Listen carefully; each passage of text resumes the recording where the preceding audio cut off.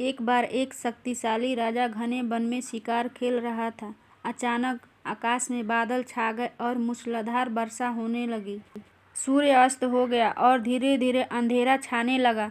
अंधेरे में राजा अपने महल का रास्ता भूल गया और सिपाहियों से अलग हो गया। भूखा प्यासा और थकावट से व्याकुल राजा जंगल के किनारे एक टीले पर बैठ गया। थोड़ी देर बाद उसने वहां 3 बालकों को देखा। तीनों बालक अच्छे मित्र थे, गांव की ओर जा रहे थे। सुनो बच्चों, जरा यहाँ आओ, राजा ने उन्हें बुलाया। बालक जब वहाँ पहुँचे तो राजा ने उनसे पूछा, क्या कहीं से थोड़ा भोजन और जल मिलेगा? मैं बहुत प्यासा हूँ और भूख भी बहुत लगी है। बालकों ने उत्तर दिया, अवश्य, हम घर जाकर अभी कुछ लाते हैं। वे गांव की ओर भागे और तुरंत जल और भोजन ले आए। राजा बच्चों के उत्साह और प्रेम को देखकर बहुत प्रसन्न हुआ। राजा बोला, प्यारे बच्चों, तुम लोग जीवन में क्या करना चाहते हो? मैं तुम सबकी सहायता करना चाहता हूँ। कुछ देर सोचने के बाद एक बालक बोला, मुझे धन चाहिए। मैंने कभी 2 समय की रोटी नहीं खाई है, कभी सुंदर वस्त्र नहीं पहने हैं, इसलिए मुझे केवल धन चाहिए। राजा मुस्कुराकर बोले, ठीक है, मैं तुम्हें इतना धन दूंगा कि जिंदगी भर सुखी रहोगे। यह सब सुनते ही बालकों की खुशी का ठिकाना न रहा।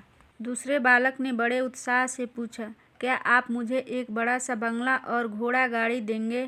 राजा ने कहा, अगर तुम्हारी यही इच्छा है तो तुम्हारी इच्छा भी पूरी हो जाएगी। तीसरा बालक ने कहा, मुझे न धन चाहिए न ही बंगला गाड़ी, मुझे तो आप ऐसा आशीर्वाद दीजिए जिससे मैं पढ़ लिख कर विद्वान बन सकूं और शिक्षा समाप्त होने पर मैं अपने देश की सेवा कर सकूं। तीसरे बालक की इच्छा सुनकर राजा बहुत प्रभावित हुआ। राजा ने उसके लिए उत्तम शिक्षा का प्रबंध किया। वह परिश्रमी बालक था, इसलिए दिन रात करके उसने पढ़ाई की और बहुत बड़ा विद्वान बन गया। और समय आने पर राजा ने उसे अपने राज्य के मंत्री पद पर नियुक्त कर दिया।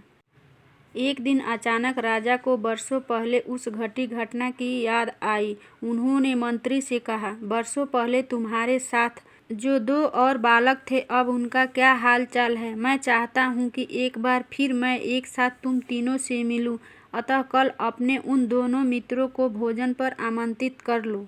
मंत्री ने दोनों को संदेश भिजवाया और अगले दिन सभी एक साथ राजा के सामने उपस्थित हो गए।